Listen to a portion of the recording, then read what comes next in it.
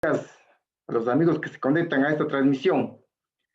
Hoy domingo estamos muy contentos y felices, prestos para escuchar la palabra de Dios.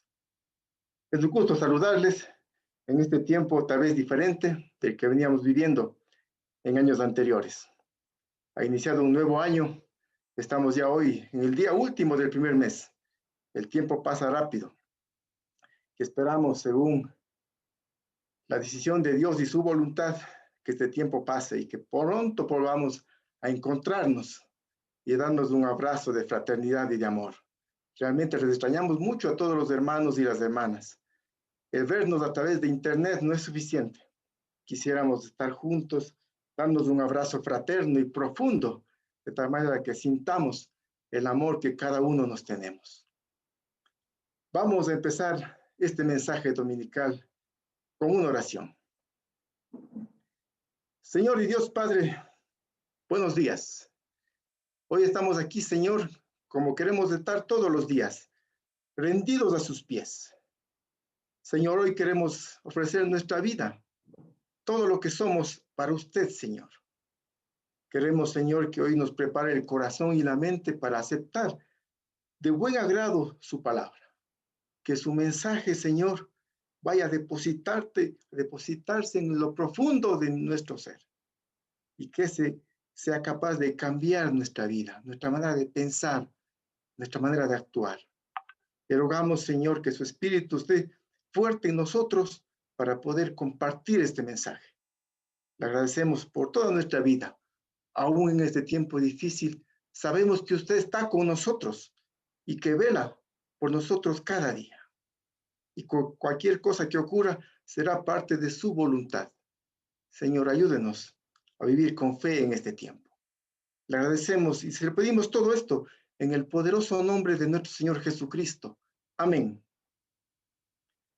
Quiero dar gracias en primera instancia a todos los hermanos que han intervenido en este servicio dominical. También gracias al Ministerio de Alabanza, que siempre con sus melodías nos ayudan a estar más en comunión con nuestro Señor. Gracias a todos los hermanos que también coordinan los diferentes ministerios de nuestra iglesia. A los hermanos que coordinan el ministerio de solteros, de casados, de estudiantes, de jóvenes, de dinámicos. A las hermanas que coordinan el ministerio de Noemís, a los hermanos en el ministerio de nuevos valientes, aquellos hermanos que están iniciándose en la fe, a los hermanos que dirigen el ministerio de futuros profetas, al ministerio de benevolencia, a la Fundación Job, que es nuestro brazo de ayuda a los necesitados.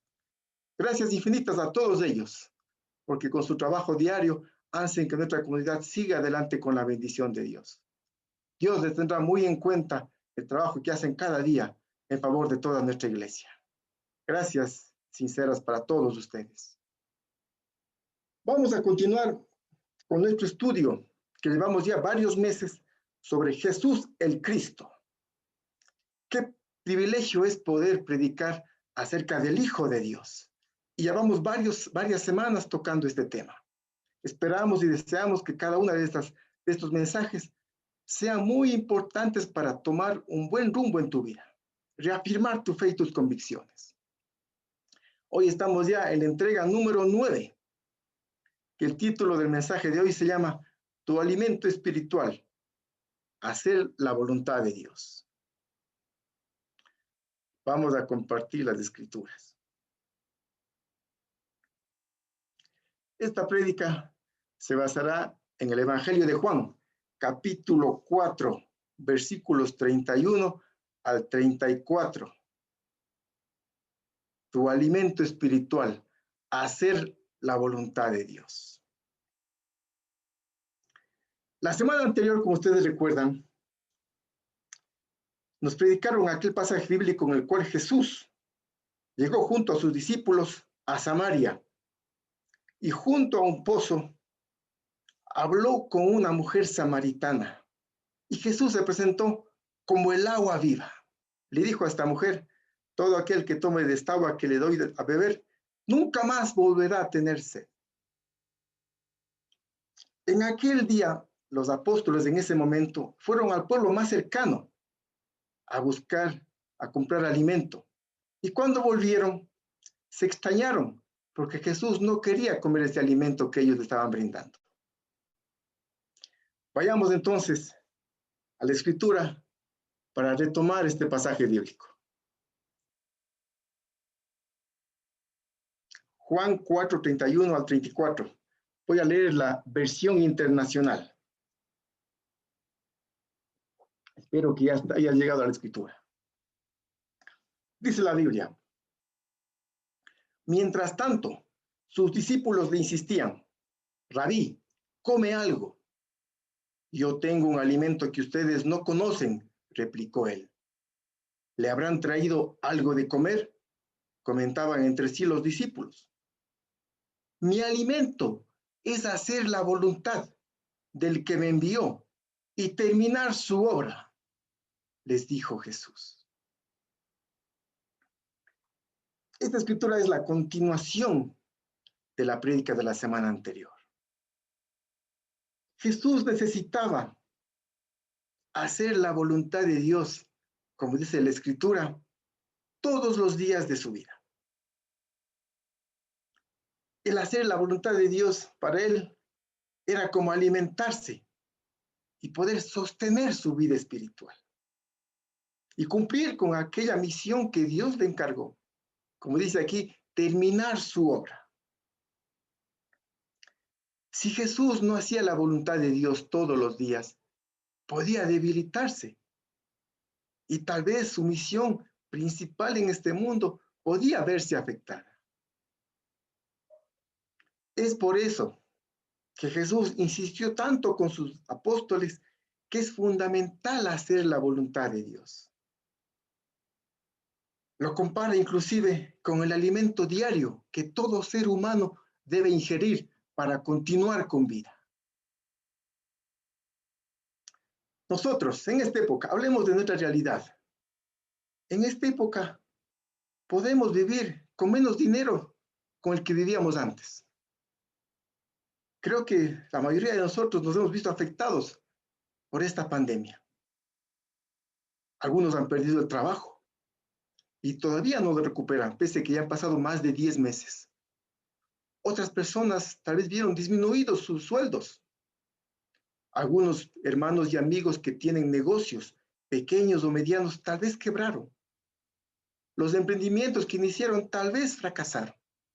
Aún los grandes empresarios están en graves problemas económicos debido a la emergencia nacional y mundial que nos ha afectado de diferentes maneras. En este tiempo, hermanos y amigos, Dios nos ha enseñado a vivir con menos dinero. Hemos dejado atrás esos gastos que no eran tan necesarios para después. Nos hemos centrado a estirar tal vez cada dólar que hemos recibido para dedicarlo a las necesidades básicas, como es el alimento, por ejemplo. También en esta época o en cualquier otra época pudiéramos vivir sin tener una casa. Pudiéramos vivir inclusive en una tienda de campaña, en carpas, como lo hacen muchas culturas. Los seres humanos también podemos vivir en soledad. Hay personas que viven solas toda o gran parte de su vida. Yo mismo viví solo, recuerdo 3 años cuando era soltero, en un departamento pequeño que arrendaba, aún siendo discípulo, y me acostumbré a vivir solo. Incluso en esta época y en otras épocas, la gente puede vivir con una precaria salud. Hay personas que sufren enfermedades que son crónicas y permanentes. Algunas enfermedades de ellas son terminales y se acostumbran a vivir en ese nivel de vida durante varios años, a veces hasta que su vida termine, hasta que su vida acabe. ¿Por qué menciono todas estas circunstancias? Porque el ser humano puede acostumbrarse a muchas deficiencias y falencias. Puede acostumbrarse a vivir con algunas restricciones, pero hay algo que es indispensable en la vida de todo ser humano, es el alimento. Sin ello, el hombre puede morir en pocos días. Y es por eso, hermanos y amigos, que Jesús compara el hacer la voluntad de Dios como el alimento diario. De ahí la importancia de este mensaje que Jesús transmite a sus apóstoles. Quiero repetir el versículo 34 que está en rojo. Palabras de Jesús. Mi alimento es hacer la voluntad del que me envió y terminar su obra. Los seguidores de Jesús, mis queridos amigos, aquellos que somos seguidores de Cristo y aquellos que quieren ser seguidores de Cristo y están escuchando este mensaje, necesitamos primordialmente que nuestro alimento espiritual diario sea hacer la voluntad de Dios. ¿Para qué? Para sostener nuestra vida. Fui al diccionario y busqué la definición de lo que significa una necesidad. Dice lo siguiente, literalmente, es la expresión de lo que un ser vivo requiere indispensablemente para su conservación y desarrollo. Nuestra vida, hermanos, como seguidores de Cristo, necesita indispensablemente hacer la voluntad de Dios todos los días para conservar nuestra fe, nuestra convicción, nuestra esperanza y poder desarrollarnos. Como seguidores de Cristo debemos ir madurando con el pasar de los tiempos. Yo no puedo ser el mismo discípulo de hace 5, hace 10 años o hace 20 años. Tengo que tener un nivel espiritual más maduro, más estable, más consciente, más servidor, más entregado, más comprometido, más conocedor de la palabra. Es necesario cumplir la voluntad de Dios para crecer y madurar como cristianos. Aquí viene una pregunta. ¿Has sentido tú en tu vida, en alguna o algunas instancias, que te sientes vacío? ¿Que algo te falta y no sabes exactamente qué es? ¿Te has sentido tal vez insatisfecho? Tal vez te has sentido con falta de contentamiento o gozo. ¿Te ha faltado la paz? Es posible que todo esto se deba a que Dios te está llamando a hacer su voluntad con la frecuencia y la intensidad que tu vida y que Dios requiere. Yo recuerdo un poco de mi vida pasada. Viví en Cuenca mis primeros años de vida y recuerdo que tenía una vida bastante cómoda. Había terminado ya mi preparación universitaria. Estaba trabajando en la empresa más famosa de la ciudad. Vivía con mis padres, ellos me daban una vida muy cómoda, no me faltaba nada. Tenía muchos amigos, asistía a muchas fiestas, me gustaba mucho el deporte. Tenía una familia muy grande, muy numerosa y muy cariñosa. En Cuenca las familias son bien unidas, las familias se visitan con frecuencia y disfrutan mucho esos tiempos. Mi vida era así, transcurría varios años así, pero yo sentía que algo me faltaba. Sentía que había un vacío todavía en mi corazón y que todas esas cosas que les acabé de nombrar no eran capaces de llenarla. Intentaba varias cosas, varias actividades, pero aún así sentía ese vacío. Yo decía, ¿qué era? ¿Qué será? Algo me falta. Decidí cambiar de domicilio y venir a vivir aquí en Quito, por otras razones. Pero aquí, al cabo de poco tiempo que estuve, alguien me invitó a la iglesia, alguien me compartió la fe y conocí a Dios y a Jesucristo. Conocí el Evangelio, conocí la palabra de Dios escritas en la Biblia. Me bauticé y ahí sentí la verdadera llenura que mi ser deseaba. Ahí encontré ese vacío que solamente Dios lo pudo llenar. Y en esa época mi vida había cambiado mucho a la anterior. Ya no tenía muchos familiares aquí en Quito, no tenía grandes amigos todavía. Muchas épocas estaba sin trabajo, pero nada de eso opacaba la llenura que tenía, porque Dios estaba conmigo. Dios era ya parte de mi vida. Tal vez si tú estás así, con ese vacío, con esa falta de gozo, aún siendo discípulo o no siendo discípulo de Jesús, te falta algo, es porque tal vez te falta hacer la voluntad de Dios en tu vida. toma decisiones. Para eso es el mensaje de hoy, para tomar decisiones y pedirnos a Dios que nos ayude a hacer su voluntad. Podemos preguntarnos también, bueno, ¿y cuál es la voluntad de Dios? ¿Cómo quiere Dios que yo viva? Vamos a responder con escrituras. Si tú revisas la Biblia, desde el primer libro que es Génesis hasta el último que es Apocalipsis, verás claramente las instrucciones que Dios quiere para tu vida. Verás claramente cuál es su voluntad para tu existencia. Hoy, por honor al tiempo, vamos a tocar solamente 4 puntos que hablan acerca de la voluntad de Dios. Vamos con el primero. Dios en su voluntad quiere que seamos agradecidos. Vayamos a la primera carta de Tesalonicenses 5:18.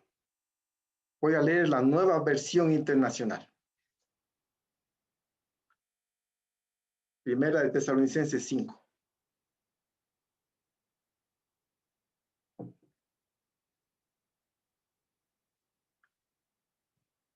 Esta es una carta que dirige Pablo a la iglesia de Tesalónica. Dice lo siguiente. Den gracias a Dios en toda situación, porque esta es su voluntad para ustedes en Cristo Jesús. El apóstol Pablo dice, se dirigía a todos los creyentes, den gracias a Dios en toda situación.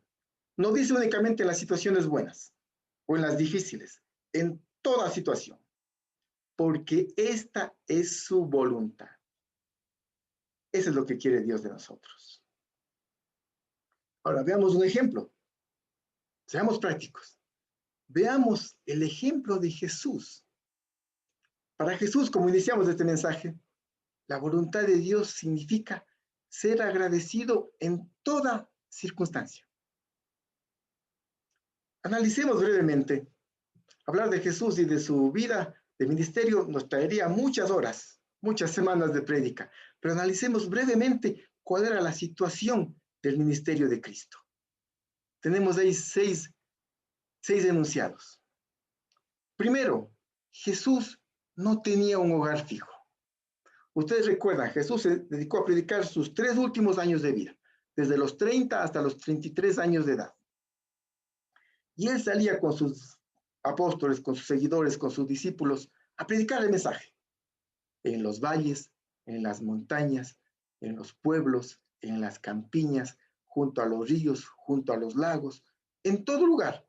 Jesús dormía donde le cogía la noche, como decimos usualmente. Jesús se alimentaba de lo que la gente le regalaba, de lo que podían comprar con el dinero recogido por sus apóstoles.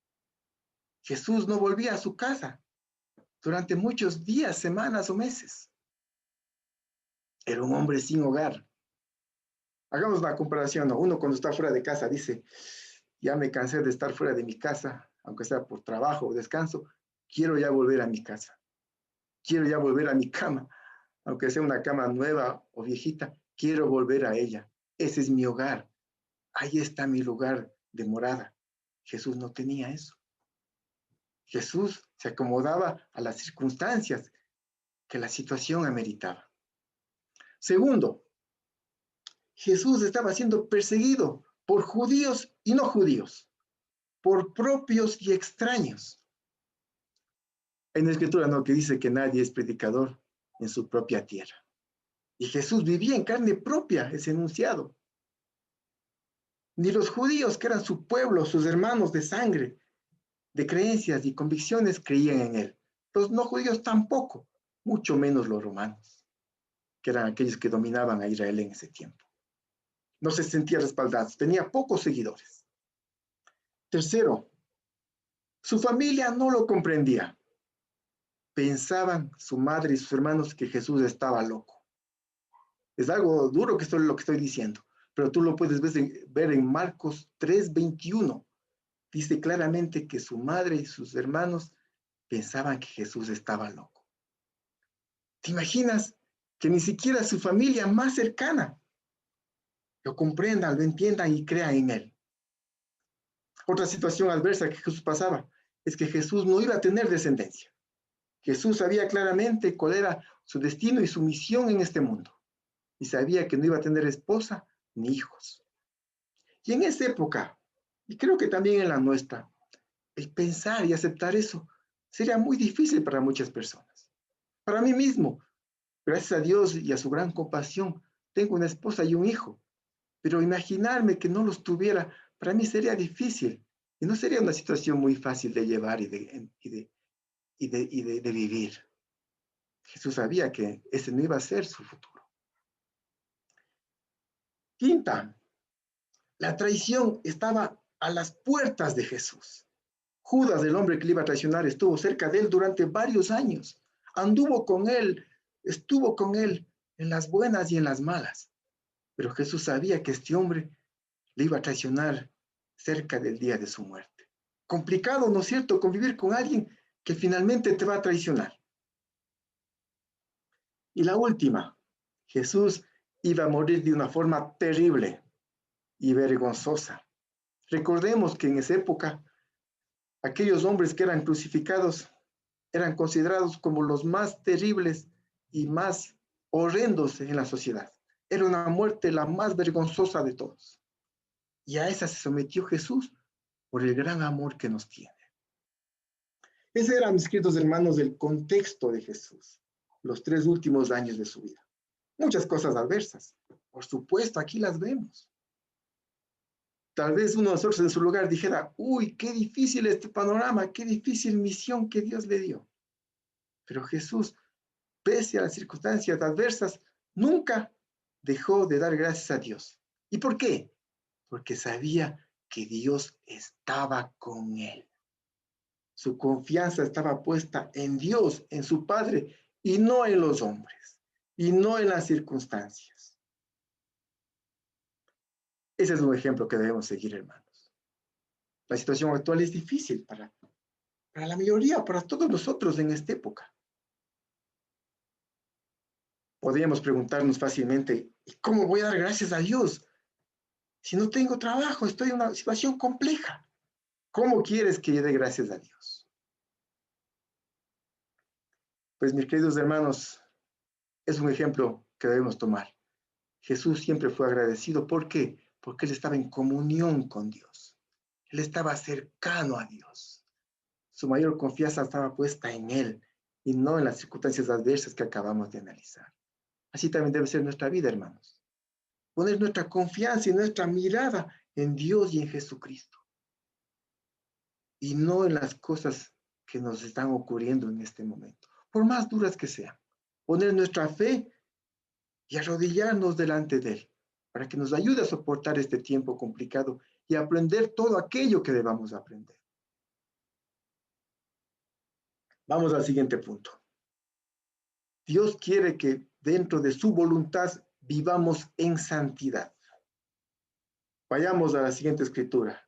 En la misma carta de Tesalonicenses 4, versículos 3 al 5.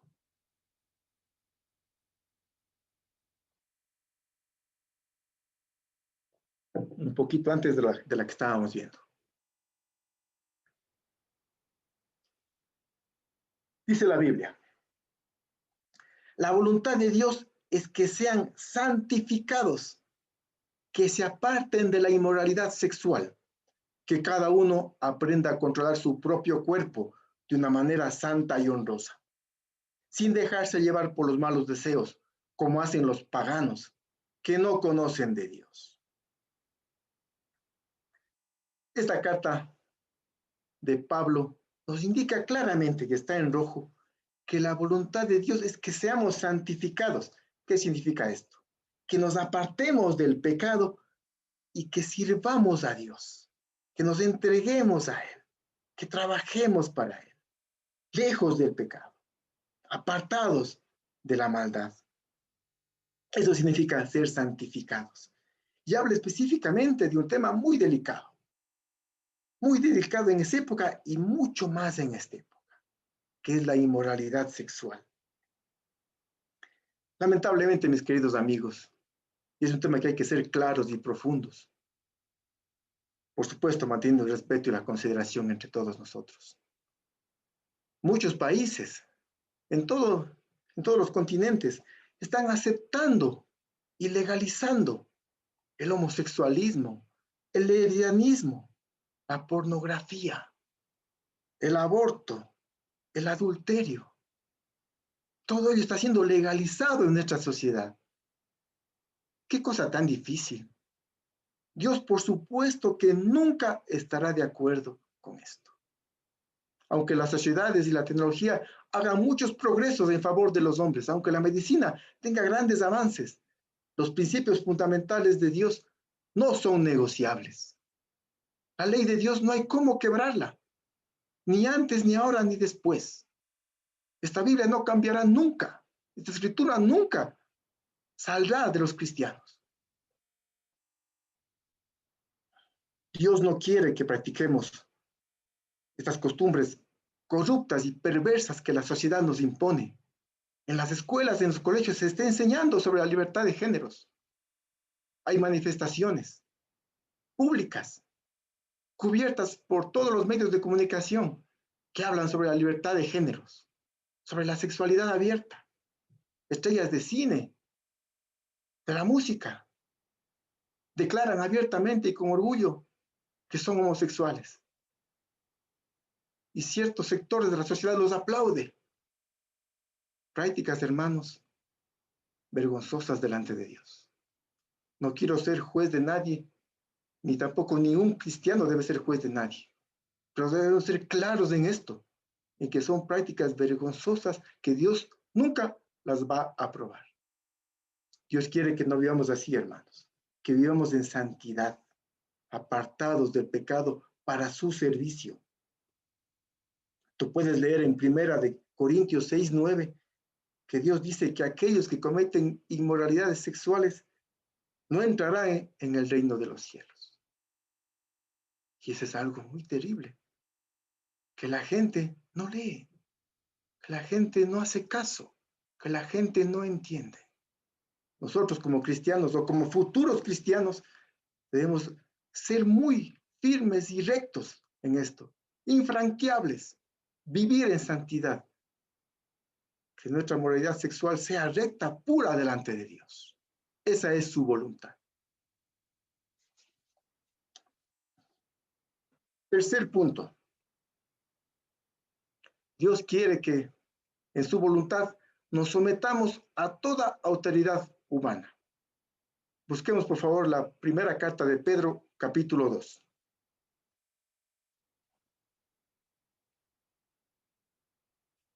Versículos 13 al 15.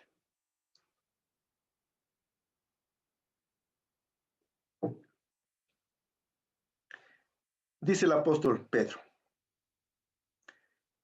sométanse por causa del Señor a toda autoridad humana, ya sea al rey como suprema autoridad o a los gobernadores que él envía para castigar a los que hacen el mal y reconocer a los que hacen el bien. Porque esta es la voluntad de Dios, que practicando el bien hagan callar la ignorancia de los insensatos. Las escrituras que estamos leyendo son muy puntuales, son muy fuertes, pero Dios nos llama a una obediencia. Dios nos llama a cumplir su voluntad.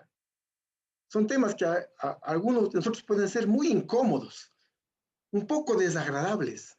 Tal vez no podemos estar de acuerdo completamente en algunos de ellos, pero hermano y amigo que nos visitas, céntrate en la palabra de Dios, en lo que Dios está aquí exponiendo delante de nuestra vista. Pedro dedica esta carta a todos los cristianos en diferentes países, a donde había llegado ya el mensaje.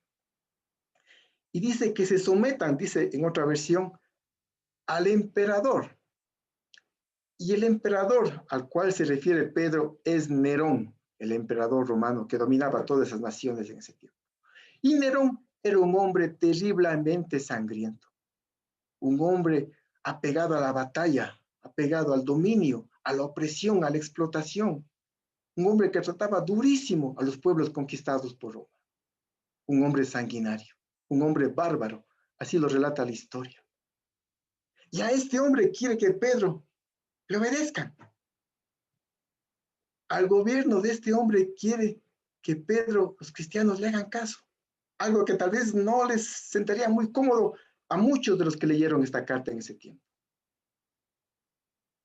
También a nosotros nos pudiera ser un poco incómodo escuchar esto, ¿no? Podemos estar de acuerdo o en desacuerdo del gobierno que se fue. Podemos estar de acuerdo o en desacuerdo del gobierno actual. Poder estar de acuerdo o en desacuerdo del gobierno que vendrá. No importa cuál sea tu posición política, no vamos a hablar de eso en este momento. Aquí Dios dice que obedezcas a toda autoridad humana. Es posible que yo no esté muy de acuerdo con la institución que recauda impuestos, por ejemplo, en el país, pero como ciudadano me toca obedecer las leyes y reglamentos que esta institución ha impuesto y pagar los impuestos a tiempo y según las leyes y reglamentos. No puedo buscar alguna excusa, algún artifugio para poder evitar el pago de impuestos. Eso no está bien delante de Dios. No importa las autoridades que hacen con sus recursos, no importa. Dios tendrá un tiempo con ellos para ajustar cuentas. Tu responsabilidad y la mía es pagar los impuestos como la ley lo ordena.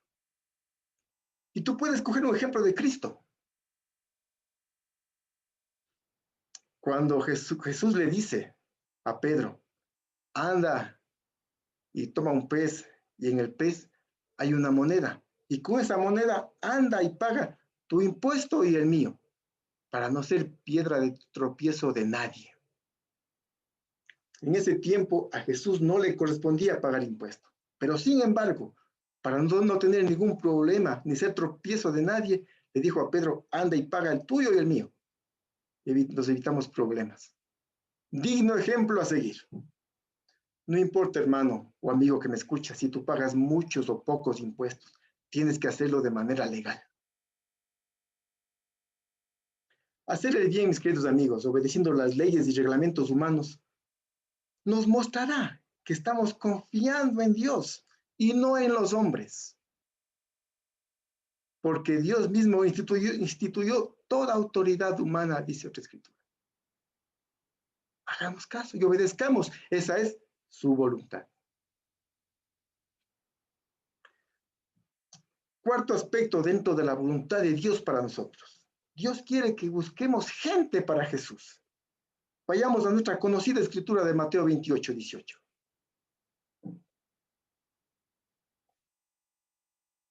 Voy a leer también la versión Dios habla hoy. Dice la escritura. Jesús se acercó a ellos y les dijo, Dios me ha dado toda autoridad en el cielo y en la tierra. Vayan pues a las gentes de todas las naciones y háganlas mis discípulos. Bautícelas en el nombre del Padre, del Hijo y del Espíritu Santo y enséñeles a obedecer todo lo que les he mandado a ustedes.